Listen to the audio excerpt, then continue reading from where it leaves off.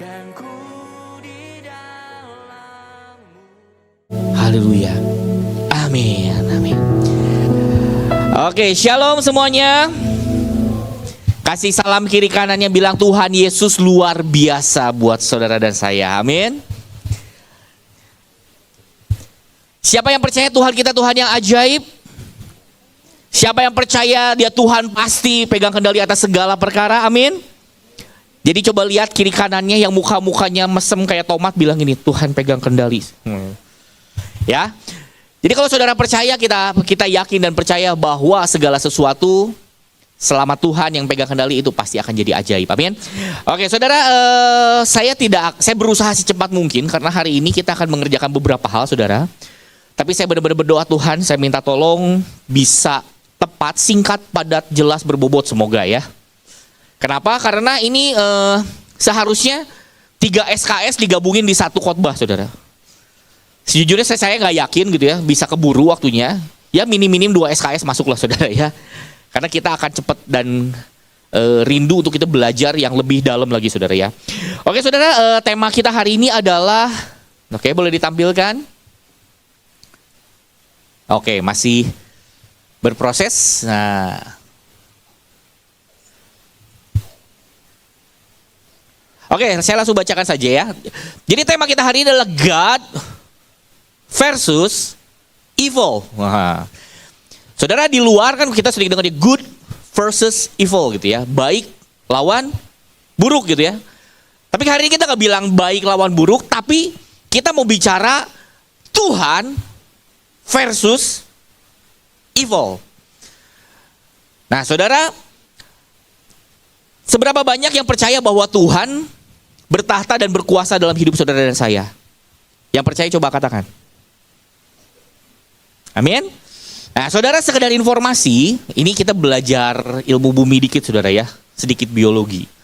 Jadi di dalam setiap manusia itu terdapat 3.000 triliun sel. Jadi bayangkan dalam tubuh saudara dan saya, selnya itu jumlahnya ada 3.000 triliun. Oke? Terus gunanya dapat info itu apa, Pak, gitu ya? Infonya begini. Kalau saudara dan saya ngerti, Tuhan itu, siapa yang percaya Tuhan ada di setiap sel kehidupan saudara dan saya? Amin?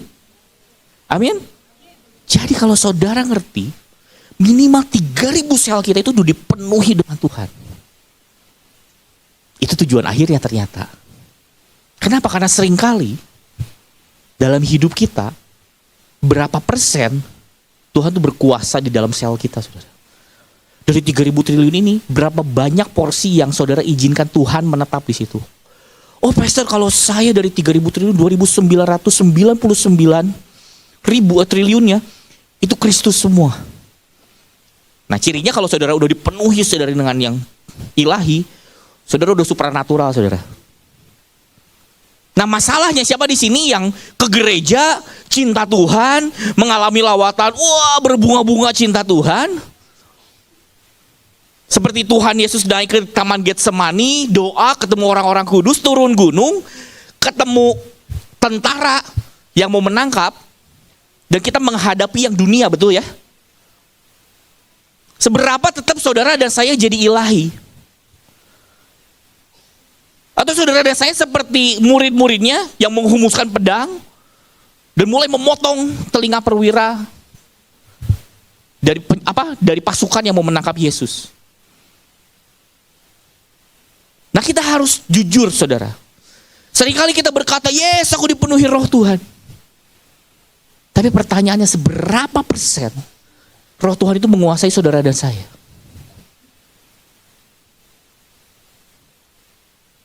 Waktu dengar firman, waktu berdoa rasanya, wah, yes, Tuhan ajaib. Tapi pulang dari gereja, pulang dari tempat ini, saudara nyetir mobil, naik motor, diserempet. Kemudian yang keluar adalah firman Tuhan. Dasar Kaleb. Saudara tahu artinya Kaleb? Kaleb itu artinya anjing. Nah hari ini saudara kita mau belajar. Coba saya nggak cuma mau khotbah saudara, tapi saya rindu setiap kita coba periksa hati kita, hidup kita. Amin. Siapa di sini yang rindu untuk kita sama-sama terus dikoreksi sama Tuhan? Amin. Yang koreksi jangan biarkan yang dari luar saudara, tapi biarkan firman ini mengoreksi hidup kita. Jadi sepakat ya, sambil dengar firman, sambil ngecek diri sendiri. Amin. Nggak usah si ini mah kayaknya banyakan setannya daripada Tuhan. Jangan gitu. Jangan kebanyakan nunjuk orang ya. Cek yang di dalam. Sepakat ya? Sepakat? Yang sepakat coba angkat tangan. Nah ya. Jadi nggak usah lihat kiri kanan, lihat diri sendiri saja. Nah, oke, next slide. Nah, oke, kita akan baca dari Matius 12 ayat yang ke-43. Nah saudara, berapa banyak tadi saya tanya balik ke yang pertama, sebelumnya saya lupa tanya sesuatu nih. Untuk masuk ke sini harus ada bridgingnya saudara supaya nggak bingung. Sekali lagi saya tanya, siapa di sini yang percaya bahwa Tuhan Allah dia berdiam di setiap sel kehidupan saudara dan saya, di 3.000 triliun sel hidup saudara dan saya. Amin. Tuhan rindu ada terus di situ, betul ya? Tapi siapa yang tahu di mana Tuhan ada, di situ setan biasanya tinggal ambil alih. Betul nggak? Betul ya? Di tempat yang harusnya Tuhan ada, jadi jangan kaget kenapa di gereja banyak setan yang gampang. Karena di mana Tuhan ada setan pengen, masalahnya kuat mana gitu kan. Oh pasti kuat Tuhan, ya harus. Masalahnya kitanya bawanya banyakan mana gitu kan. Ya di gereja ini apakah kita mengalirkan yang ilahi yang dari Tuhan, atau kita mengalirkan semua gosip, kemarahan, kebencian, kekecewaan, saling ngomongin kiri kanan, datang ke atas ini meni terbalik gitu ya. Iya meni asyir, meni nggak ada yang nyalamin, nggak senyum, gitu ya. Begitu datang masuk gitu ya, meni tiris-tiris dingin sekali gitu ya. Pokoknya dari awal sampai akhir ngomel terus. Datang makanan gitu ya, ada tim konsumsi yang luar biasa sudah menyediakan makanan. Saudara tahukah saudara, setiap pagi tim konsumsi ini mereka masak dari pagi, ngangkut ke sini, mereka angkat, dan di sini orang-orangnya sangat muda semuanya. Ada yang umurnya 70 tahun lebih. Ada loh saudara. Ngangkat, mempersiapkan meja, saudara tuh mempersiapkan kursi. Ya saudara datang, apa nih? Sayur-sayuran, tumbuh-tumbuhan, mending juga embe gitu ya. Ada banyak orang gak pernah bisa bersyukur. Hari ini coba cek hidup kita. Begitu datang gitu ya, musiknya gitu ya. Pokoknya gak ada yang bagus kecuali standar saudara gitu. Padahal kalau disuruh coba kamu yang nyiapin. Oh jangan saya. Terlalu banyak kita berpikir orang Kristen tuh terlalu pedenya luar biasa saudara. Pede itu harus percaya dia, percaya Tuhan, bukan percaya diri. Akhirnya kalau terlalu percaya diri, kita bukan belajar diri rendah diri saudara ya. Kita tahu Tuhan yang menjadikan kita luar biasa, amin ya. Kalau bapaknya luar biasa, anaknya harus luar biasa ya. Jadi bilang bapakmu luar biasa gitu ya. Coba jangan cuma ditoel gitu ya sebelah kirinya. Coba agak ditepok dikit. Bapakmu tuh luar biasa gitu ya. Agak keras gak apa-apa gitu. Supaya sadar. Kadang-kadang orang Kristen itu susah sadar saudara gitu. Kalau bapaknya luar biasa, anaknya harus luar biasa. Nah tapi waktu kita jadi luar biasa, kita jadi sombong, kita lupa diri, kita mulai gak tahu diri, dan kita berpikir oh karena saya. Enggak. Kalau saudara dan saya bisa itu karena Kristus di dalam kita yang menjadikan kita luar biasa. Amin. Tandanya apa? Kalau kita tahu itu semua karena Tuhan, kita tuh gak akan terlalu banyak gampang komplain gitu saudara.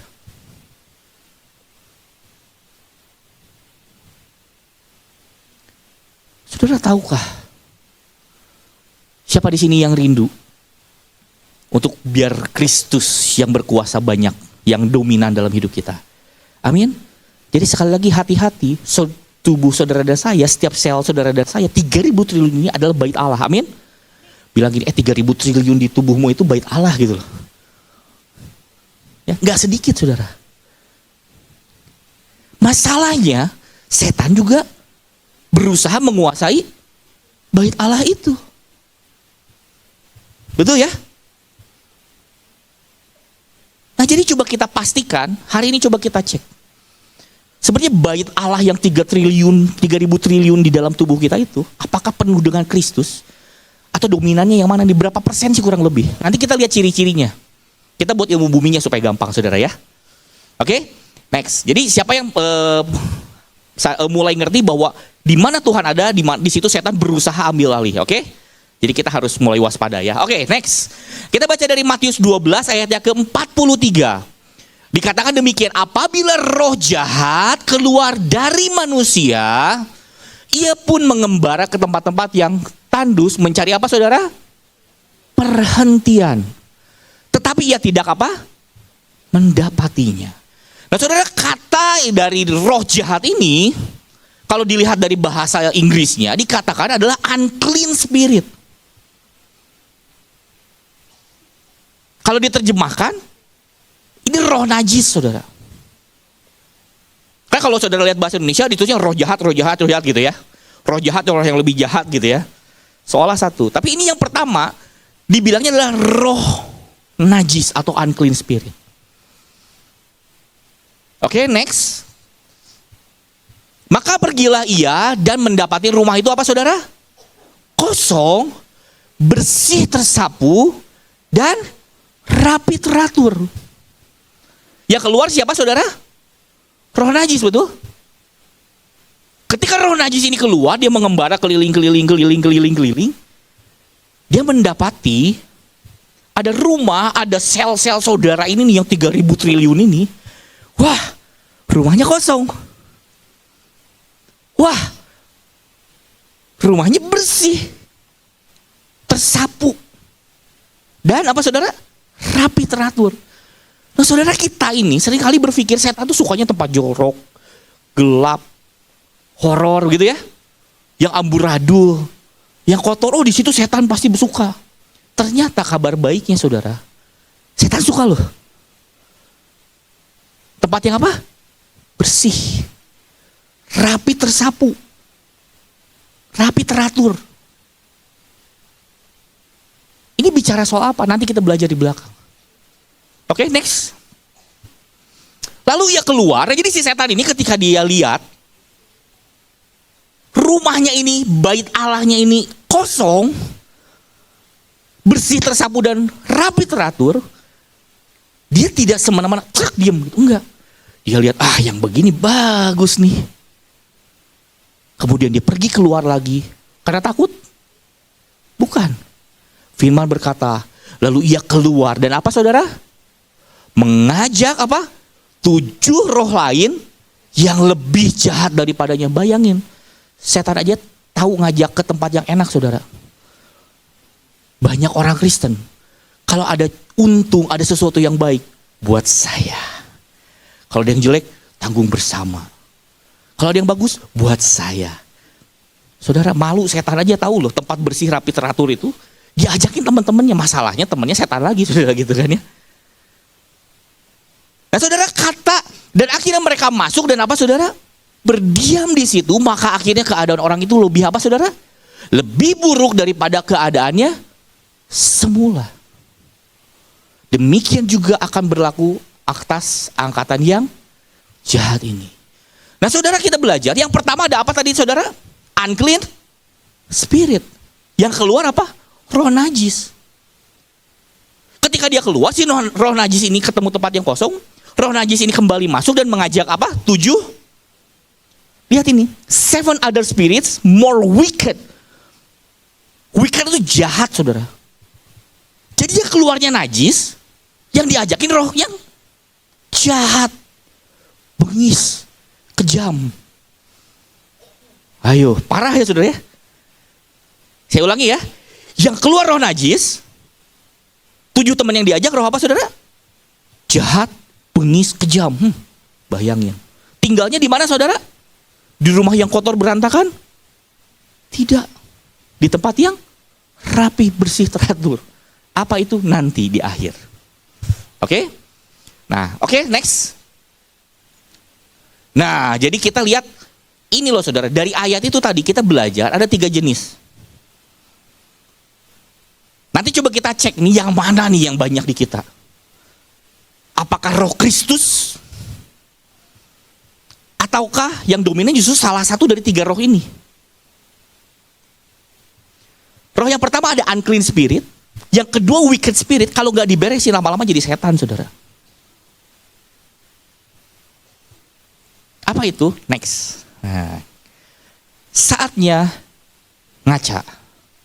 Ngaca itu apa? Melihat muka kita sendiri, nggak usah tunjuk-tunjukkan orang lain. Oke? Ih, ada jerawat. Ih, kamu berjerawat. Enggak, itu kaca tuh muka saudara. Itu muka saya. Betul ya? Jadi waktu kita ngaca, ini jadi biar jadi cermin kita lihat nih. Nah, saudara, ciri-cirinya roh najis itu ketika saudara dan saya tidak bisa melihat dengan jelas.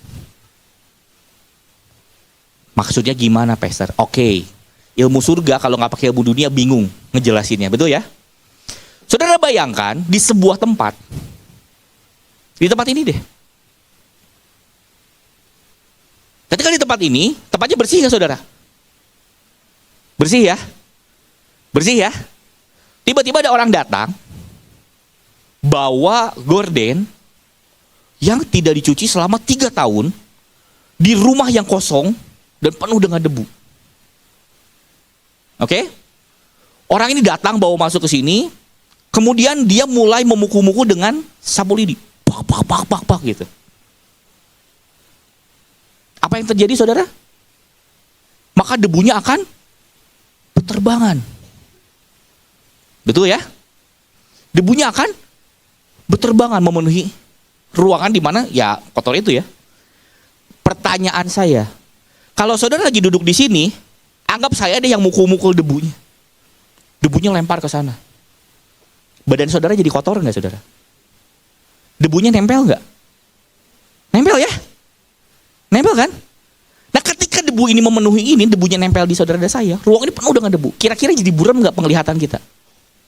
Semakin penuh debunya, semakin buram, betul ya? Betul ya? Nah ini bicara apa saudara?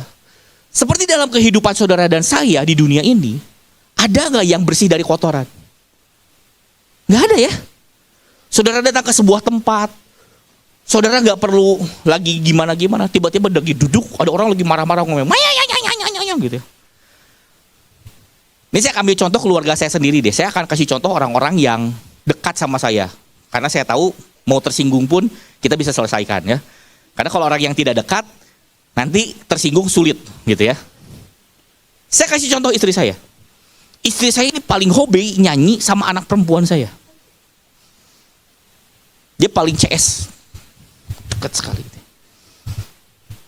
Pokoknya kalau istri saya ngomong, A, anak saya ini akan lakukannya Z, bukan B.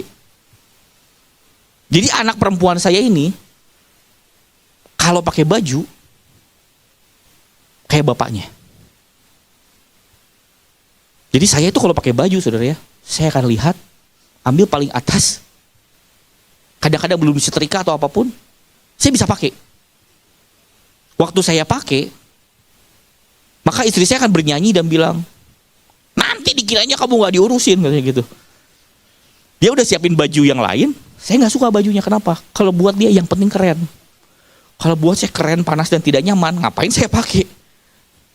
Buat dia gak bisa, Tapi itu dilihat orang, ya betul, tapi kalau gua gak nyaman, ngapain saya bilang gitu ya. Akhirnya saya mulai mendengarkan dia, kenapa? Karena dia bilang ini, ya lu gak apa-apa.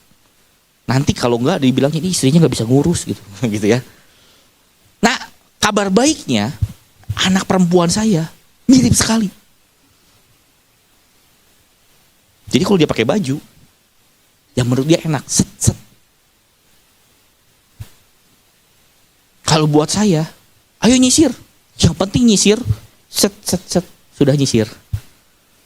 Buat dia nggak bisa, nyisir itu harus sampai mengkilat gitu ya. Wah gitu. Akhirnya karena dua hal yang berbeda ini, maka mereka sangat akur. Dan kalau udah seperti itu, istri saya tuh tiba-tiba dari penari jadi penyanyi. Penyanyinya tenor tapi nadanya tinggi dan ganggu.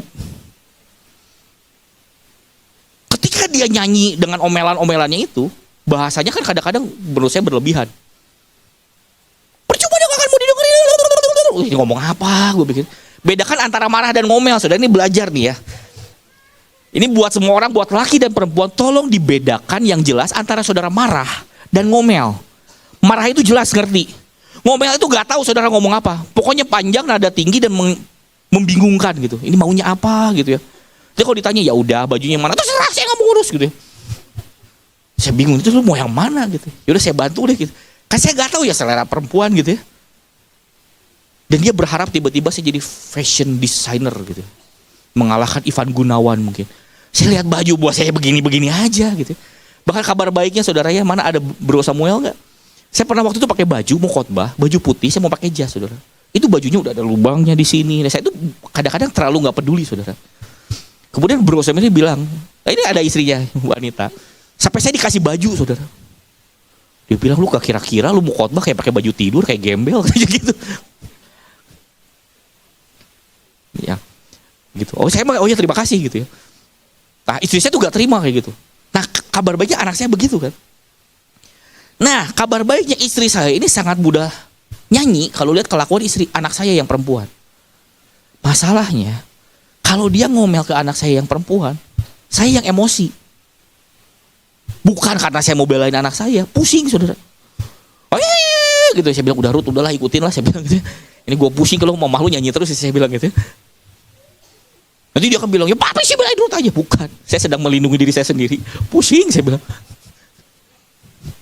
Ya gak apa-apa, ini kehidupan suami istri. Saya harus terbuka, jadi jangan berpikir, oh kalau keluarga hamba tuh shalom haleluya. Enggak saudara, pendeta juga sama kayak begini di rumah gitu ya. Nah masalah itu kan kayak debu saudara, betul ya. Waktu debu ini dilemparkan, saudara kan sebenarnya masalahnya saya tidak terlibat seharusnya kan. Kenapa saya terlibat? Karena saya bapaknya aja gitu ya. Jadi waktu istri saya ribut sama anak saya ini, gitu ya, maka debu itu tiba-tiba kena ke saya. Dan saya mulai menjadi kesal. Betul ya? Nah, unclean spirit itu kayak begini saudara.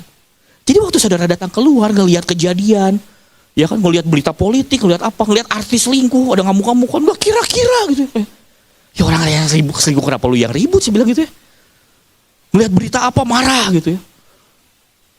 Ada istri-istri ngelihat gitu ya, ini suami, ada artis selingkuh, juga suaminya, lu dia selingkuh juga ya.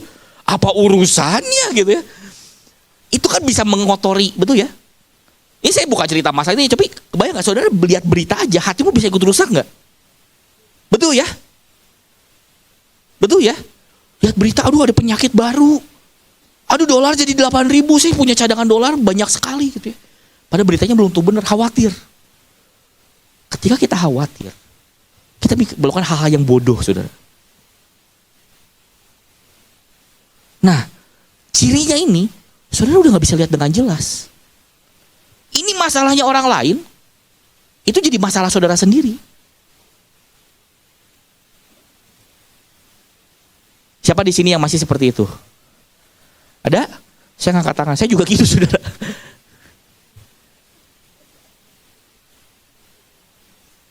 Nah masalahnya kalau kita tidak belajar membersihkan diri kita sendiri, ini lama-lama nempel terus saudara.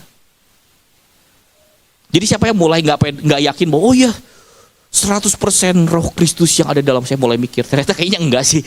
Yang kayak gini banyak juga kayaknya modelnya ya. Pertanyaan saya, kita pakai ilmu bumi lagi. Kalau saudara kira-kira habis kena debu tadi, saudara pulang, saudara apa yang saudara lakukan? Aduh, badan saya penuh debu gitu ya. Ngapain ya? Sudah bersih gitu? Kira-kira bersih nggak saudara? Enggak ya? Saudara harus ngapain? Mandi. Nah ilmu buminya pintar sih bilang. Coba yang rohani juga sama saudara. Kan saudara tahu nih, kita gak bisa menghindari hal-hal seperti itu, betul ya? Saudara gak bisa tiba-tiba ngeblokir, saya gak baca berita. Ya tiba-tiba gak baca juga kan saudara lagi jalan, tiba-tiba ada bisa denger aja, betul ya? Saudara tahu, debu ini kan terus ada sama kita setiap hari, betul ya? Dan kita ngerti kalau kita kena debu setiap hari harus mandi, betul ya? Siapa di sini yang mandinya seminggu sekali, ada? Saya nggak mau ngangkat tangan, enggak. Kenapa? Kotor, bau. Betul ya? Nah pertanyaannya, kalau yang jasmani kita ngerti kita harus mandi setiap hari. Kenapa kita nggak sadar? Saudara dan saya harus terus dalam tanda kutip mandi secara rohani. Supaya debu-debu itu nggak nempel di badan kita. Betul? Kalau ada berita berkata, hati-hati, ini masanya kesesakan. Saudara mandi, baca firman, gali Torah, berdoa.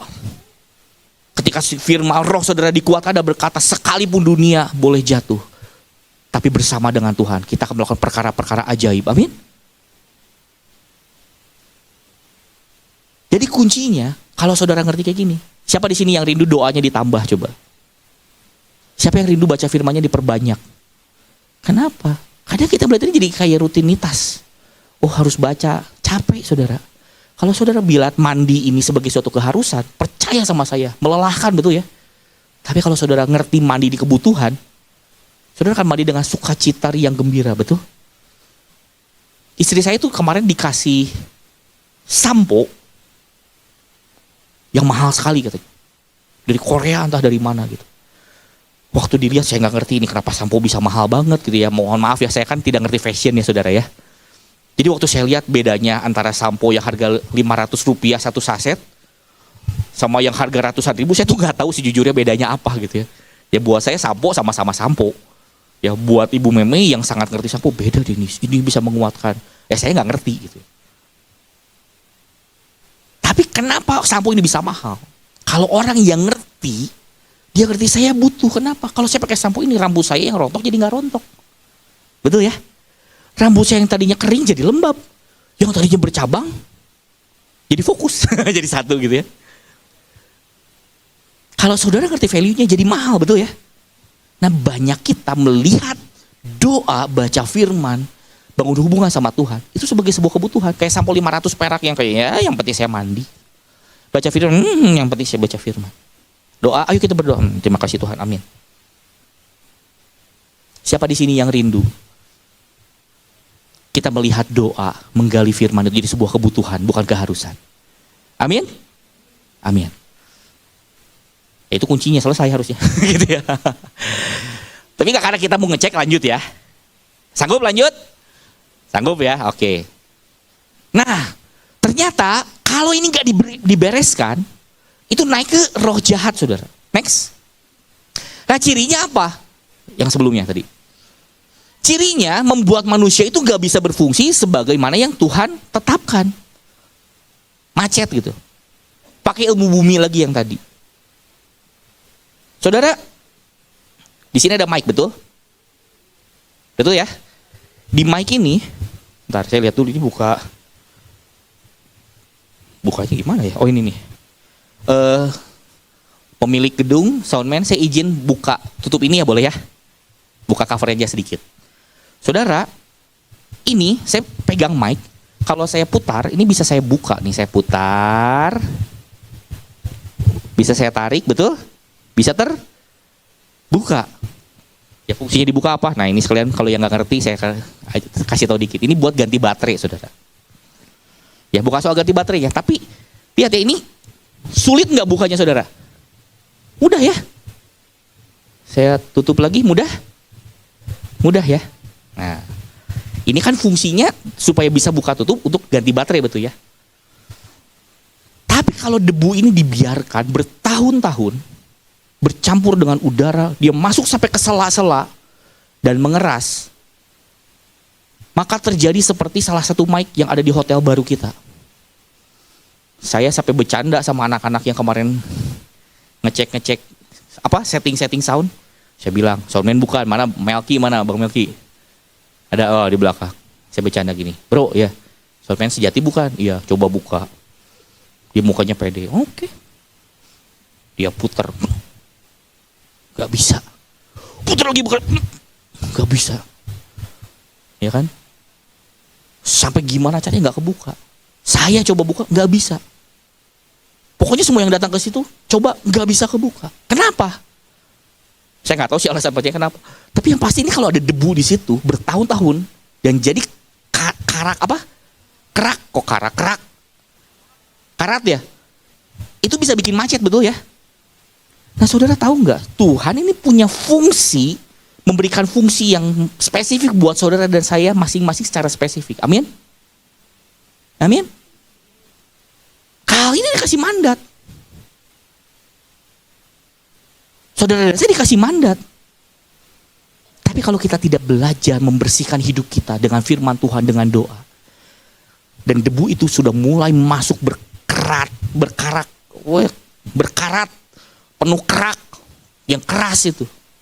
Lama-lama gagal fungsi. Tuhan bilang, nah ayo layani, kabarkan. Layani aku. Tuhan bilang, Tuhan di gereja isinya gitu, majelis semua. Malaikat jemaat iblis. Pendeta nih ngomong sama kelakuan. Gitu ya. Akhirnya karena kecewa dengan banyak hal, saudara memilih mundur. Kalau saudara berpikir seperti itu benar, izinkan saya berkata, debu itu membuat saudara gagal fungsi, saudara.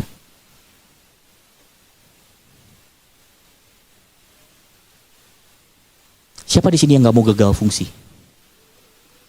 Jadi kalau hari ini, coba cek, ada gak ya kayak gitu? Udahlah, gue gak mau kayak gini-ginian lagi lah, pelayanan. Tuhan-Tuhanan lah, ngapain? Yang penting mah hidup baik. Itu kalau kedorong bisa ke situ loh saudara. Betul ya? Izinkan saya berkata, perbuatan baik saudara dan saya tidak membawa kita ke surga. Amin? Jadi hilangkan pikiran, mendingan saya ya, enggak ke gereja, enggak cari Tuhan.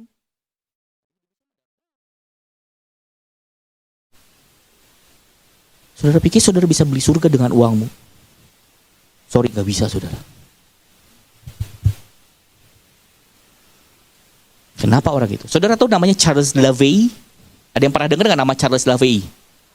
Yang pernah dengar coba angkat tangan. Yang belum pernah dengar? Yang pura-pura pingsan gitu bereaksi. Charles LaVey adalah seorang pemain musik di gereja. Dan dia melihat ada begitu banyak PR dalam orang-orang pelayanan. Akhirnya dia menjadi kecewa dan dia membiarkan kecewaan itu masuk menguasai hati. Dan dia bilang gini, ngapain Tuhan-Tuhanan? Tapi kelakuannya kayak begini. Dan saudara tahu, dia keluar, dia buat gereja baru. Masalahnya, saudara pernah dengar namanya gereja setan. Gereja setan pertama dibentuk oleh seorang bernama Charles LaVey karena dia kecewa dengan orang-orang di dalam gereja. Ada banyak orang memilih membiarkan kemarahan, kekecewaan, debu itu masuk ke sendi-sendi kehidupannya. Dan akhirnya dia memilih jalur yang berseberangan. Masalahnya kalau ini dibiarkan, next slide, ini yang terjadi. Setan itu artinya apa? Oposisi. Next. Kalau sudah kayak gini, cirinya apa? Berusaha mensabotase apa yang jadi rancangan Tuhan. Kita memilih berseberangan dengan Tuhan. Jadi kalau hari ini saudara dan saya, coba cek hati kita. Apakah kita jangan sampai ada yang level sini? Kalau sudah level sini, nanti ada orang mau cari Tuhan. Udah bro, gak usah Tuhan-Tuhanan. Di gereja sama isinya munafik semua gitu. Terus saya harus jujur berkata. Memang banyak saudara. Itu oknum, tapi mayoritas ya mohon maaf. Saya juga pendeta saudara. Tapi saya harus berkata, kita mau bertumbuh bersama. Kita ini rindu untuk dipulihkan bersama, amin. Kita di sini bukan karena kita baik, bukan karena kita lebih sehat. Tapi karena kita ngerti saudara dan saya butuh Tuhan, amin. Siapa di sini yang sadar kalau saudara dan saya butuh Tuhan? Siapa di sini yang sadar kalau saudara bukan orang baik tapi orang yang dibenarkan? Amin. Kalau saudara dan saya benar-benar ngerti saudara, kita orang yang dibenarkan, kita nggak akan tunjuk orang sini mah nggak bener, jangan, nggak gampang gitu saudara. Oh berarti harus dibiarkan? Tidak. Beda antara mengasihani dan mengasihi, itu beda. Itu ya. Siapa di sini yang mau dikasihani? Ada yang mau? Ada yang mau dikasihi? Dikasihani itu gini, dosa, oh nggak apa-apa. Oh saya begini, oh, lanjut aja, terus, ayo. Yang penting kamu senang. Nggak apa-apa. Mau dosa, nggak apa-apa. Tuhan Maha Pengampun. Baru ngomong gitu, tiba-tiba pulang dipanggil Tuhan lebih cepat. Akhirnya masuk neraka. Itu bukan kasih, saudara. Itu mengasihani. Betul? Tapi kalau dikasihi gini, oke, gua tahu lu kacau nih. Tapi gue juga kacau. Cuma kacaunya beda aja. Yang satu tukang marah, yang satu tukang bohong, yang satu sih ngerasa paling berjasa, si satu sih paling ngomongin orang lain. Beda-beda loh, dosa kita beda-beda, betul ya? Kalau saya sih paling pelupa, paling tukang marah gitu ya. Saya juga galak gitu ya. Ngomong kadang kurang filter gitu. Saya punya kelemahan, saudara. Tapi kalau kita mulai melihat sini mah nggak layak, singkirin. Sorry loh. Saudara dan saya nggak pernah dipanggil untuk nyingkirin orang. Kita dipanggil untuk mendampingi orang sampai ketemu Tuhan. Amin. Amin. Kita tidak toleransi sama dosanya. Tapi kita akan sayangi jiwanya. Amin. Loh saudara, saya ini pelayanan 20 tahun lebih, bukan buat kebanggaan, bukan. Saya cerita apa yang terjadi. Jadi kalau ngomong cerita gereja itu jangan yang bagus-bagusnya doang. Nih pernah ada, saudara saya harus open-openan ya. Dapur gereja itu kadang-kadang luar biasa bagus, saudara. Bukan karena gerejanya, oknumnya memang banyak yang luar biasa. Kemudian ada orang berkata gini, kalau jadi pendeta itu ya, jangan suka ngomongin masalah gereja di rumah. Nanti takut anaknya murtad, gak mau ke gereja. Seolah-olah benar ya. Betul ya? Tapi kalau saya pribadi, saya gak bilang ini yang paling benar ya, saya pribadi.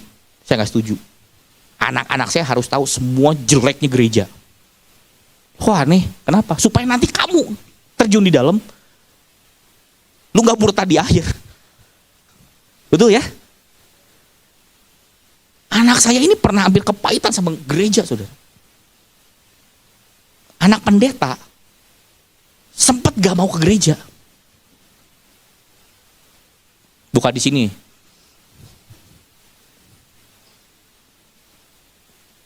Tapi waktu dia marah, saya akan dampingi. Saya bilang, Ren, kamu marah sama gereja? Gitu dia mulai kayak gitu. Tapi kita dampingi. Ketika dia punya pengertian yang cukup, dia lihat hal, dia tidak gampang menghakimi. Amin. Ini saksinya di belakang anaknya, betul? Betul? Pernah gak mau ke gereja, betul? Pernah kalau mau pelayanan sampai harus berantem dulu sama mamahnya, sampai dimarahi dulu, mamahnya tiba-tiba keluar tanduk gitu. Pelayanan gitu ya. Ya karena kalah kasta, mau gak mau dia maju ke depan. Main bener gitu ya. Tapi mukanya nyebelin gitu. Ngalamin, betul? Karena dia belum tentu ngerti esensinya. Tapi kalau hari ini, Ren, pelayan. Dengan suka rela gak? Karena kenapa? Dia ngerti esensinya, saudara. So hari ini saya gak mau tutup-tutupi ya. Kalau saudara dan saya memilih debu itu nempel dan masuk ke sendi-sendi kita, gagal fungsi. Kalau udah gagal fungsi, itu jadi roh jahat, saudara. Kalau udah roh jahat, lama-lama kita kepahitan. Kita akan bilang, gak usah gereja-gereja, gak usah Tuhan-Tuhanan. Dan kita belum beroposisi sama itu. Kalau sudah beroposisi dengan kebenaran, dengan Tuhan sendiri, ini yang berkuasa udah setan, saudara. Siapa di sini yang gak mau kita jadi oposisinya Tuhan? Siapa di sini yang gak mau kita berseberangan sama Tuhan? Siapa yang gak mau di sini kalau kita nggak mau mensabotase apa yang jadi rancangan Tuhan dalam kehidupan saudara saya? Amin. Saya kasih contoh gampang sabotase itu gimana? Cara gampangnya gini lah. Saudara, puji Tuhan kita dipercayakan hotel dan mulai minggu depan ini sekalian pengumuman. Kita akan ibadah di tempat yang baru. Amin, di hotel yang Tuhan percayakan buat kita. Tepuk tangan dong. Amin. Saudara kata foto, tempat baru gitu ya. Segera pindah gitu ya. Tadinya hari ini. Nggak jadi, saudara. Saudara yang datang mah enak aja bilang, pindah, yes gitu ya. Ini kan masih disiapin semua, betul ya? Kan nggak bisa ya kita main drum pakai panci gitu. Nggak apa-apa kok. Kita mau orangnya. Kemudian ada orang-orang yang dengan sukarela datang bantu beresin. Nah kalau orang-orang yang levelnya, mohon maaf ya, udah kayak begini ya nih, berusaha mensabotase, nanti akan bilang gini, beres-beres ngapain? Melki datang ke sana, cari muka. Jul, si Jul, mau biasa penjilat itu. Jose, Pastor Jose, mau ngapain tuh? Kayaknya mau sabotase. Nanti gak ngomong ke diri sendiri, nanti ngomong ke sebelahnya. Lu lihat gak? Itu lihat tuh Melki tuh, kemana aja dia selama ini? Dia gak pernah bantu waktu di sini. Dia tiba-tiba di sana pengen bantu. Kabar baiknya, di sini memangnya operatornya harus yang dari sini. Kenapa? Karena kalau di otak-atik semua banyak orang, kasihan yang punya tempat. Memang itu. Kenapa dia gak bantu? Karena memang aturannya harus yang punya tempat yang ngatur. Tapi kalau orang udah berusaha sabotase, orang mau melakukan apa yang jadi kehendak Tuhan pun, kita coba cari aja semua. Si ini, Tante Erli, masak. Kira-kira nanaonan gitu. Hari ini coba cek hati kita. Apakah kita mau selaras sepakat dengan yang Tuhan kerjakan? Atau kita mau jadi lawan oposisi dari apa yang Tuhan tetapkan? Siapa di sini yang mau ada di pihak Tuhan? Amin? Amin? Nah coba cek. Yang jadi meledak di hidup kita. Apakah ini yang dari Tuhan? Itu meledak dan kita terus kerjakan. Atau kita sibukin tadi. Kotor terus, najis. Atau mulai jahat. Mulai enggak usah lah. Atau bahkan sudah mulai berusaha mensabotase apa yang jadi rancangan Tuhan. Aduh, Pastor, khotbah di Kahal teh, ini kalau gembalanya yang khotbah gak pernah enak, gak apa-apa saudara. Penting. Sebenarnya kalau pingin yang cara mudah, saya bisa loh khotbah. Saudara ketemu Tuhan, apapun masalahmu selesai. Enak ya? Ya, tapi kan gak dikasih tahu. Saudara, hari kelimpahan. Saudara gak tahu gak ada hari kesesakan? Dijanjiin kelimpahan, begitu ngalamin kesesakan, gak pernah dipersiapkan. Murtad berjamaah saudara. Bener gak? Itu sama kayak saudara ngelatih, saya pernah sampaikan di khotbah sih, tapi saya ulang lah supaya ini karena ini menurut saya penting. Itu sama seperti seorang petarung. Sekarang saudara tahu gak ada kelas bela diri virtual? Saya pernah cerita ya. Jurus yang pukul, oh jago lah. Anggaplah saudara jago lah. Tapi saudara gak pernah dipukul. Kemudian saudara berkata, saya punya jurus bangau mematuk apalah gitu. Begitu udah set gitu ya, depan saudara cuma colok makanya cak gitu ya. Wah, selesai saudara. Seorang petarung itu bisa menang bukan hanya karena dia kuat pukul, tapi ketika dia dipukul dia tetap berdiri dan gak jatuh. Amin. Hari ini saya izinkan saya berkata, kuasa itu ada dalam saudara dan saya. Amin. Apapun yang jadi otoritas yang Tuhan akan ada dalam hidup kita. Amin. Tapi ketika dunia coba memukul saudara kehidupanmu, kau gak jadi gampang murtad saudara. Mana Tuhan gitu, katanya berkat. Kok berkatnya begini?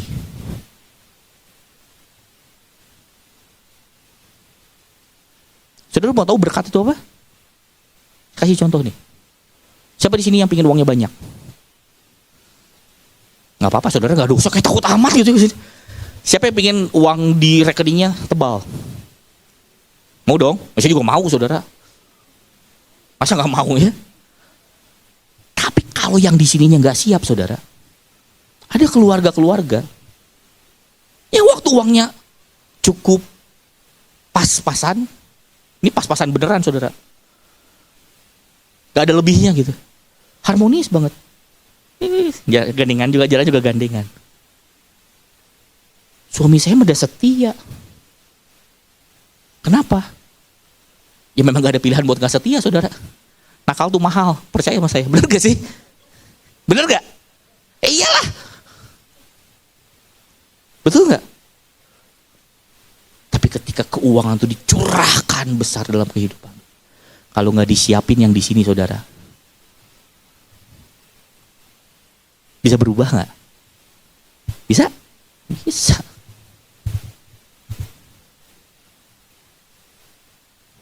Kalau yang tadinya kau gandengan tangan sama suamimu, sama istrimu. Tiba-tiba keuanganmu diberkati 1000 kali lipat. Wah, begitu gitu ya. Kalau bisa jangan 100 kali lipat, wah 1000 kali lipat, 1 juta kali lipat kalau bisa. Jadi uang 1 rupiah pun jadi 1 juta. Atau bisa 1 triliun kali lipat gitu ya. Kan selnya aja 3.000 triliun. Kaliin 3.000 triliun kan. Satu sel 1 rupiah gitu ya. 3.000 triliun gitu. Begitu duitnya banyak. Yang digandeng bukan lagi pasanganmu. Berkat bukan. Tiba-tiba anakmu yang tadinya haleluya, tiba-tiba mulai jatuh dalam narkoba. Ada di sini yang mau uangnya 3.000 triliun, tapi lihat anaknya bunuh-bunuhan, ada yang mau? Ada yang mau nggak saudara? Berkat itu harus ada wadahnya saudara. Kalau saudara nggak punya wadahnya, apapun yang ditaruh dalam hidupmu itu jadi kutuk. Saudara. Siapa di sini yang rindu terima berkat yang sejati? Oh kalau gitu Pak, jangan terima berkat keuangan. Salah juga. Kita harus jadi raja-raja betul. Tapi siapkan yang di sini. Amin. Coba sekarang bukan ditepuk lagi. Coba agak menggenggam tangan begini saudara. Angkat tangan dikit. Mohon maaf, izin lihat kiri kanannya. Agak pukul dikit cuk gitu. Coba. Nah ini kalau yang agak keras pasangan suami istri, tapi biasa ini ada kesalahan terpendam yang kesempatan gitu ya. Pukul bilang gini, siap diberkatin gak gitu? Jangan cuma minta berkatnya, siap diberkatin gak? Waktu gak ada kendaraan, Tuhan aku rindu datang mencari Engkau. Begitu diberkati, dikasih motor, dikasih mobil, sorry Tuhan. Waktunya jalan-jalan.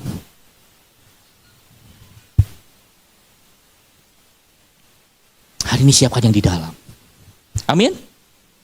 Siapa yang mau diberkati sekali lagi? Harus saudara. Tapi kalau saudara diberkati, saudara harus ngerti tujuannya buat apa. Uang itu hamba yang baik, tapi dia tuan yang buruk. Hari ini tentukan siapa tuanmu, Kristus atau Mamon. Amin. Siapa di sini yang rindu Kristus yang jadi tuan kita? Amin. Kalau Kristus yang jadi tuan kita, nanti berkat keuangan dilimpahkan, dia akan jadi hamba yang baik, Mamon ini. Saudara bisa jadi berkat buat banyak orang. Amin. Itu. Jangan apa-apa, duit. Yang penting duit. Bahaya saudara. Hari ini izinkan saya berkata, cek hati kita. Jaga mulut kita. Simple. Dosa saya mah sebenarnya mah baik, cuma mulut saya aja yang jelek. Sorry saudara. Tekanan itu cuma menunjukkan saudara dan saya itu siapa. Di tangan saya ada apa ini saudara? Air mineral ya. Kalau saya pencet ini sekeras-keras, yang keluar apa saudara?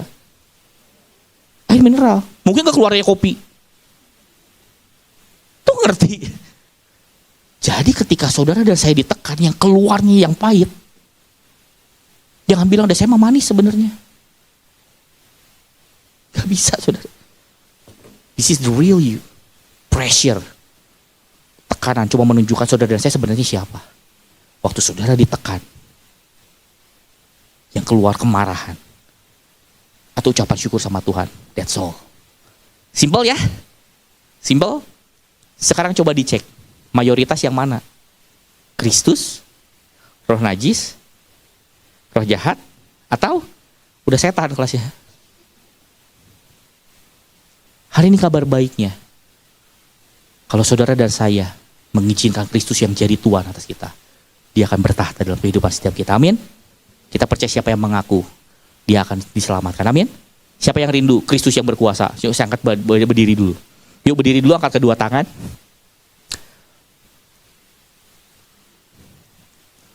Bilang ini, Tuhan, Raja Yesua, Yesus Kristus Tuhan, siang hari ini kami undang Engkau, bukan hanya berdiam, tapi bertahta,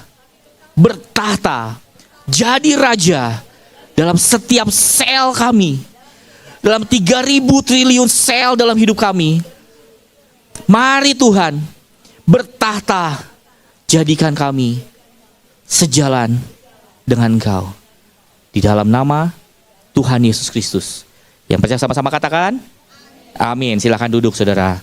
Nah, belum selesai. Isi satu gitu ya. Nah saudara, kita mau lanjut ya. Masih sanggup? Atau Pak jangan khotbah setengah jam maksimal, tolong ya gitu. Enggak gitu ya. Nah coba kita cek, pertanyaannya kenapa sih orang itu bisa dikuasai oleh roh najis, roh jahat atau setan? Kan kita nggak bisa, cuma mau, tapi bingung kenapa ya gitu ya. Gitu ya. Coba next slide.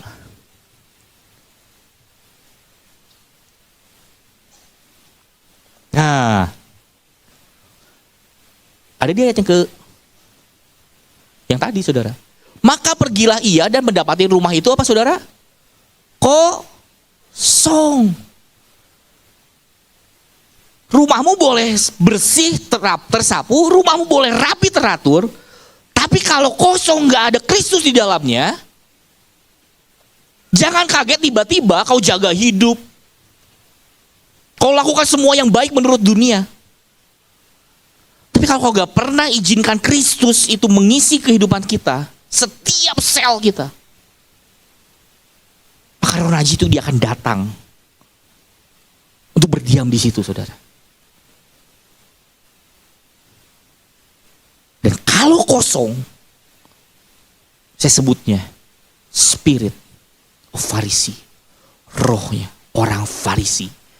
Kau hidup boleh datang ke gereja, Pak, saya tuh gak datang ke gereja seminggu sekali. Saya mah dasi paling rohani. Saudara tahu, sehari ada 7 minggu, seminggu 7 hari.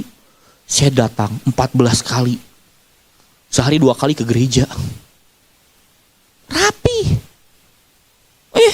Saya mah hidupnya baik. Saya mah rajin.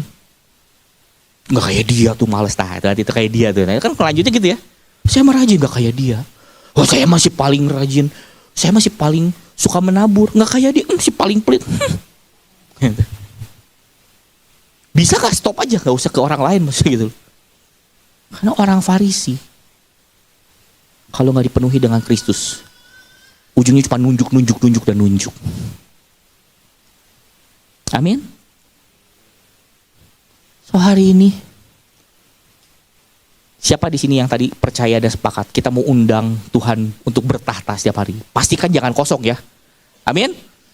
Amin. Jadi kalau lagi udah mulai saudara agak konslet gesrek sedikit gitu ya, mulai angkat berdiri, Tuhan bertahta dalam hidupku gitu aja. Ya, saya nggak mau marah, pasti marah. Percaya sama saya. Saya ini sabar gitu. Begitu ngomongnya lekit, ngapain sih lu teh gitu ya. Pendeta lu saudara. Sama aja. Tapi ketika kita minta Kristus yang berkuasa, maka Kristus yang menguasai setiap kita. Amin. Ketika saudara mulai dijelekan, mau saling bongkar aib, bisa gitu kan? Atau saudara berkata, kebenarannya harus dinyatakan. Amin. Coba lihat sebelahmu. Oke. Coba lihat yang baiknya. Coba lihat sebelahmu yang satunya lagi.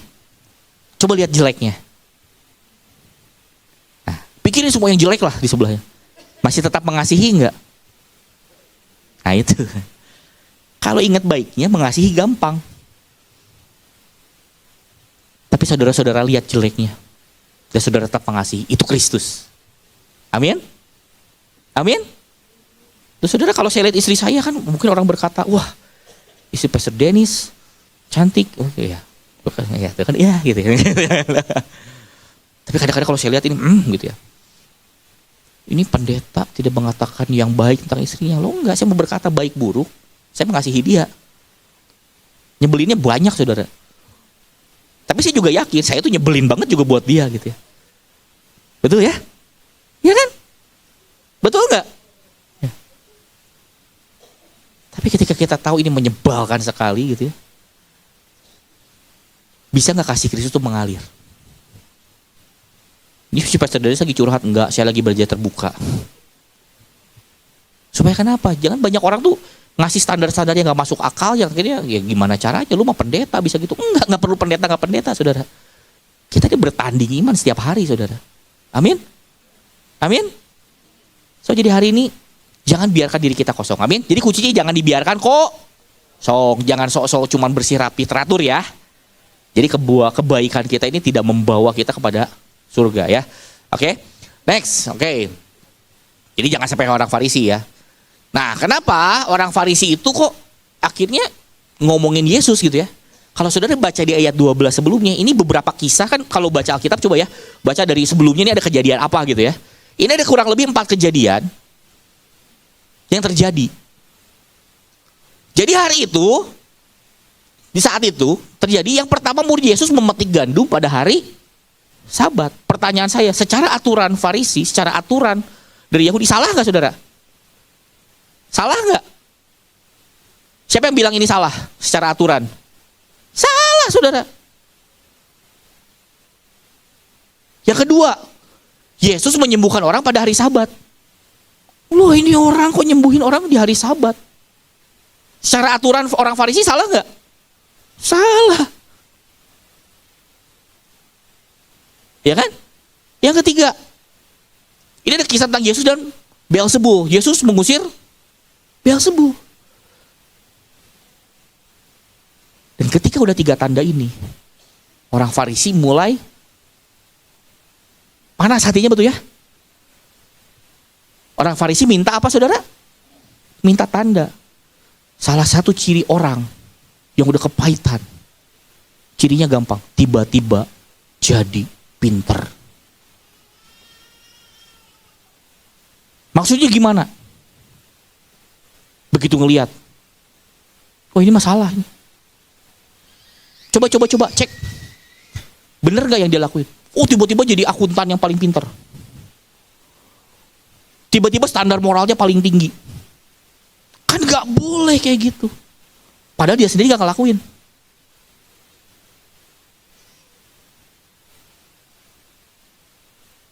Tiba-tiba ahli semua ilmu.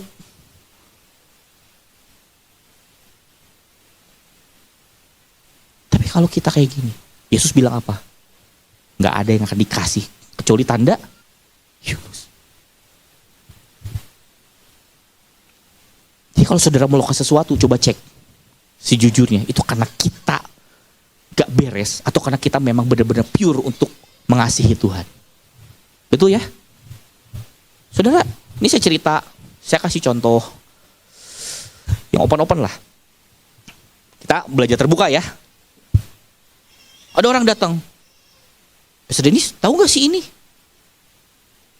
Kelakuannya kayak gini. Tahu sih. Terus yang si ini ada ngomongin lagi. Si ini tahu gak gini? Tahu gak? Tahu. Jangan diajak lu gitu mah pikir sebelin gitu. Saya bilang begini, ini bukan soal dia baik gak baik. Selama dia jadi berkat, memberikan manfaat bagi kerajaan surga, silakan. Ini bukan tentang saya, ini tentang kerajaan surga, amin. Akan ada orang-orang yang datang, si ini mau baik, si ini mau buruk. Dengan harapan apa? Singkirkan dia, angkat saya gitu.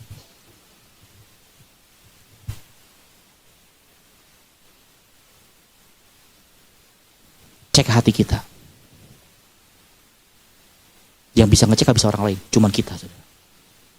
Saya ngomongin sih sama siapa? Sama saya sendiri juga. Amin. So hari ini, stoplah cari-cari kesalahan orang. Fokus aja kerjaan. Tuhan kasih mandat, betul ya? Saudara sudah kerjakan bagianmu dengan baik gak? Itu aja. Tim musik gak usah cari-cari kesalahan tim penari. Tim penari gak usah cari-cari kesalahan tim media. Urusin aja divisi udah bener belum gitu. Karena kalau cari kesalahan mah gampang saudara. Betul ya? Betul ya? Cari kesalahan tuh gampang. Ini ruangan bagus ya saudara. Bagus ya. Kalau mau dicari kurangnya bisa nggak? Bisa. Coba lihat ya. Lihat tuh, ada yang bocel. Lihat tuh, Tiba-tiba fokusnya sama yang nggak penting, saudara. Secara keseluruhan, ini bagus banget, saudara. Tapi kalau kita fokus sama yang kurangnya, dan hati kita mulai rusak, kelihatan jeleknya doang, saudara. Betul ya?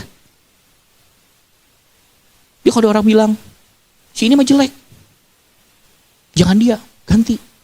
Saya bilang, keluarin. Gampang, ngeluarin mah gampang. Lu mau kerjain nggak kerjaan dia? Simple. Kalau kamu nggak mau, udah jangan ngomong, diam. Jadi ada orang tiba-tiba ngomong, Tante Erli, masakan tuh ya harusnya plating. Bintang 5, kita kasih standar raja-raja. Oh, ngomong mah gampang, betul ya? Jangan Tante Erli. Saya tanya, kamu gantiin nggak? Oh, jangan saya. Oh, udah diem.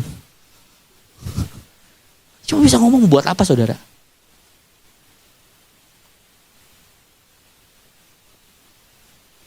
Wah, gak enak, gak apa-apa. Siapa yang rindu dan rela kita terus dibongkar, saudara? Dibongkar tuh gak enak. Amin? Amin ya? Karena kenapa? Siapa di sini yang mau bertumbuh? Siapa di sini yang kita mau bisa fokus mengerjakan apa yang jadi mandat Tuhan? Kunci fokus itu adalah menghilangkan yang tidak perlu.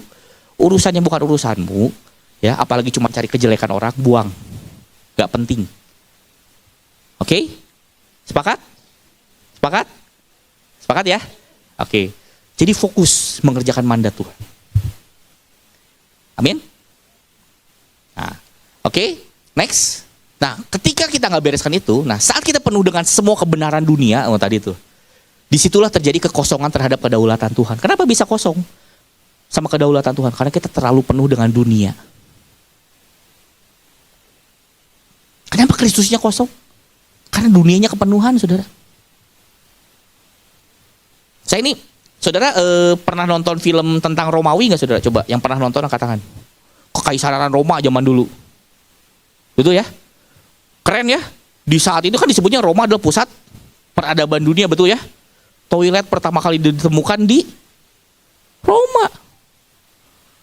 Banyaklah arsitektur apa banyaklah di situ. Itu salah satu pusat kebudayaan dunia lah, saudara. Tapi di pusat kebudayaan dunia itulah,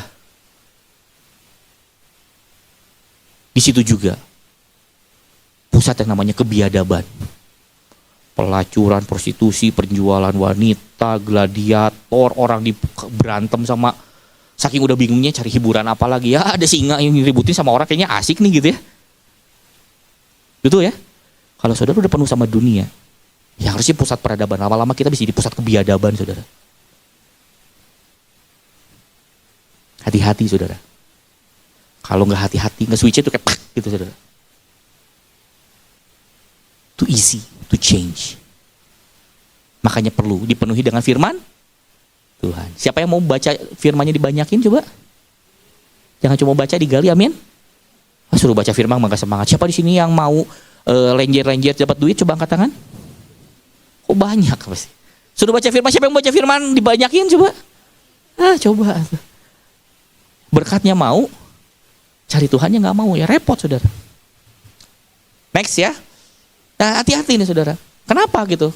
Kalau kita udah kerasa penuh dengan teori dunia, kita udah mulai merasa lebih tahu atau lebih pintar dari Tuhan.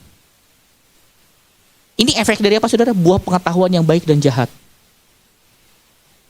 Sebelum makan buah pengetahuan yang baik dan jahat, pertanyaan saya, manusia telanjang nggak? Yang bilang manusia telanjang, coba katakan. Betul? Jadi masalah nggak? Enggak. Begitu makan buah pengetahuan yang baik dan jahat, apa yang terjadi? Telanjang. Nggak boleh. Harus ditutup. Betul ya? Kita mulai menilai ketetapan Tuhan.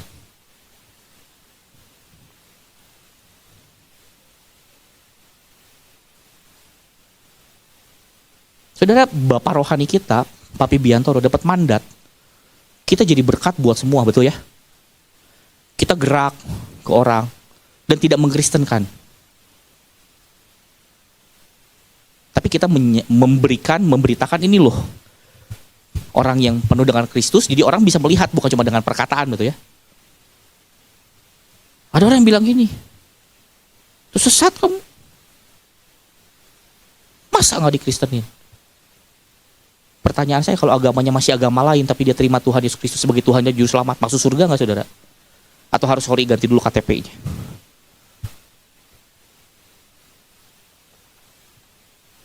Yesus yang menyelamatkan saudara. Kita tuh gampang nilai kok saudara, tapi suruh ngelakuin turun juga nggak mau kok.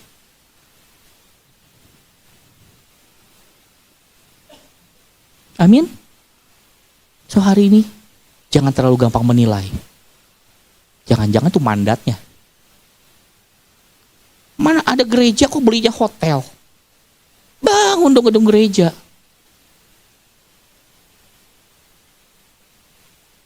Jangan kebanyakan menilai. Lakukan saja bagian saudara dan saya. Amin. Kita percaya, kita tubuh yang saling melengkapi. Amin. Amin. Nah, next. Oh, ini makin lama makin berat. Makanya saya juga ini 3 SKS saudara. Ini masih 2 loh. Kayaknya nggak mungkin 3 SKS lah ini ya. Oke, next. Nah, kunci supaya kita jangan dikuasai setan, jangan jadi seperti setan itu, jangan jadi oposisi. Kuncinya satu, tahu diri. Tahu diri itu apa? Jangan menganggap diri kita terlalu tinggi dan menganggap orang lain terlalu rendah. Ya, kita tuh kadang suka begitu saudara. Kita tuh nganggap diri kita terlalu hebat. Dan kita menganggap orang lain terlalu rendah.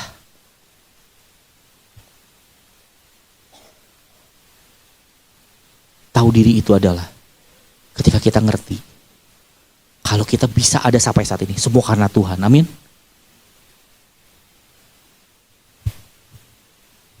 Saudara, kenapa saya ngomong kayak gini? Karena saya harus, gak apa-apa lah, ini saya harus open semua gini. Beberapa orang tuh datang dan bilang, wah kok luar biasa ya, karena ada lu bisa dapat hotel. Saya bilang, enggak, bukan gara-gara saya. Tolong garis bawahi. Mau ada nggak ada saya, tetap Tuhan bisa pakai siapapun kok. Betul ya? Pertanyaannya, kenapa saya melangkah? Karena saya dapat mandat. Kalau saya nggak dapat mandat, saya juga nggak mungkin datang ke tiap hotel diketokin, permisi dijual nggak gitu. Nggak mungkin saudara. Kalau tiba-tiba saya buat ilham gitu ya, cobain gitu ya. Saya datang ke hotel, Pak, ya saya mau beli hotel, dijual nggak gitu. Terus ada orang, oh dijual, siapa yang mau beli? Saya. Oh gitu ya. Boleh gak saya lihat rekening Bapak? Oh jumlahnya banyak sekali Pak, gitu ya. Banyak sekali. Kira-kira orangnya mau negosiasi gak saudara? Nggak mungkin. Beli hotel nggak kayak beli tahu saudara. Pak 5, oke dibungkus gitu ya. Kalau saudara punya pabrik, tiba-tiba dia nawar, pabriknya mau saya beli. Saudara kira-kira cek dulu nggak orang yang belinya punya uang nggak? Pasti dicek saudara. Saya pernah, karena saya izin properti saudara ya. Suatu ketika saya ini pernah ada orang cari pabrik. Ini saya cerita dikit. Orang ini cari pabrik, saya punya kenalan beberapa owner hotel lah. Hotel, pabrik. Saya telepon, bro ya. Ada tahu nggak pabrik yang mau dijual? Nah kan kalau sesama owner biasanya suka dapat info lebih saudara gitu ya. Terus dia bilang, oh ya tempat gue juga kayaknya bisa lah gini. Gitu kan. Pembelinya siapa? Saya bilang, waduh bro, nah pembelinya ini bukan dari saya, dari agen yang lain. Nah biasanya kalau agen properti gak mau kasih tahu pembelinya siapa, gak mau kasih tahu tempatnya mana, kenapa? Nanti takut di bypass, biasa gitu kan. Aduh orangnya gak mau ngomong. Gak bisa lah bro. Saya pikir teman kan. Ya spill lah harganya berapa. Terus dia bilang gini, bro ini kan harganya 100 M kalau gak salah. Terus saya tanya, bro ini teh pabrik cina. Bukan rumah yang lu bisa masuk kapan aja lu lihat keluar gitu aja. Ini kan data-data rahasia semua, betul ya? Kalau orang mau beli, kita harus tahu dulu pembelinya punya duit enggak katanya. Sampai sini paham dulu ya. Dan dia bilang gini, ini orang mana? Orang Jakarta, orang Bandung, orang mana? Katanya sih orang Bandung. Alah, udahlah suruh cek dulu. Dia kalau misalkan mau buka siapa yang beli, ketemu. Kalau enggak ngapain buang waktu. Keren ya. Kenapa dia bilang ini? Karena di kota Bandung yang punya 100 M, ya itu aja. Pasti saling kenal, betul nggak? Jadi lu sebut nama pun gue bisa tahu, oh si ini bisa beli gitu. Kalau dia bisa beli, saya buka datanya gitu. Nah ini cara mainnya kalau kayak pabrik, hotel, kayak begitu saudara. Nah saudara bayangkan kalau ditanya, pembelinya siapa? Denis. Denis mana? Duitnya berapa? Ah ini mah. Beli 1% saham aja gak ada duitnya. Lu mau ngomong beli hotel gitu.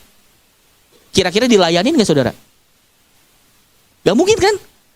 Tapi kan ada mandat. Tiba-tiba orang yang biasa aja terlihat jadi luar biasa nggak? Ya terlihat doang saudara. Ada utusan kaisar.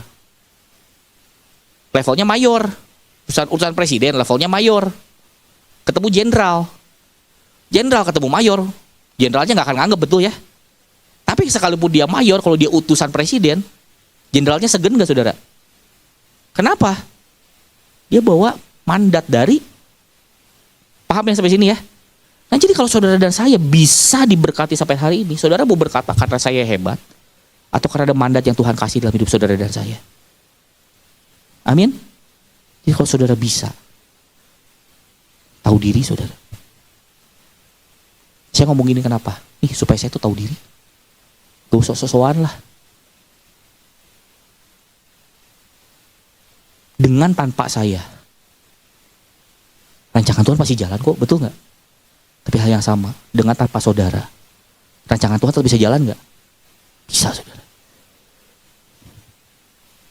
Gak enak amat ngomongnya, gampang.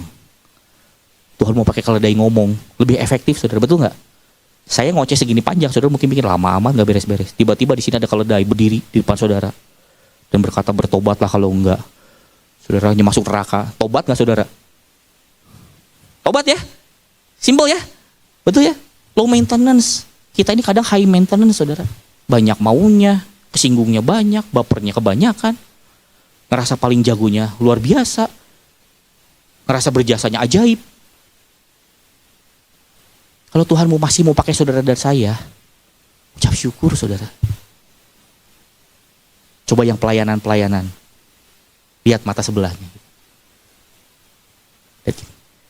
Masih sadar nggak? Ini anugerah dari Tuhan. Amin. Jadi kalau saudara dan saya masih boleh melayani, bukan karena saudara saya hebat, tapi karena Tuhan masih kasih kesempatan buat setiap kita. Amin.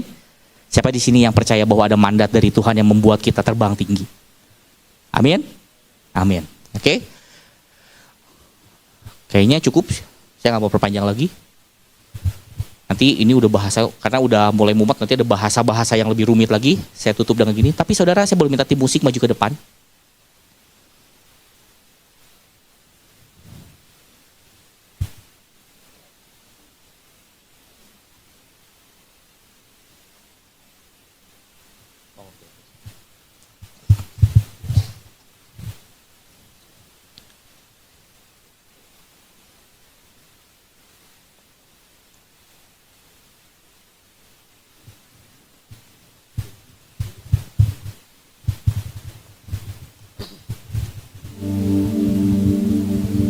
Saudara, saya mau ajak kita doa sebentar. Setelah kita cek, setelah kita ngaca, saya percaya kalau ada jerawat harus dibenerin ya. Oh rambutnya berantakan harus dibetulin, betul? Tadi kita sudah ngaca, betul ya? Kita kurang lebih sudah tahu lah porsinya banyak yang mana. Nah hari ini saya mau ajak setiap kita, yuk coba. Kalau kita sadar ternyata di dalam dari 3.000 triliun itu, sel kita itu masih banyak yang kosongnya ternyata. Kita mau biar Tuhan yang mengisi dan bertahta dan jadi raja di situ. Amin. Amin. Hari ini saya mau ajak setiap kita, yuk berdiri sama-sama.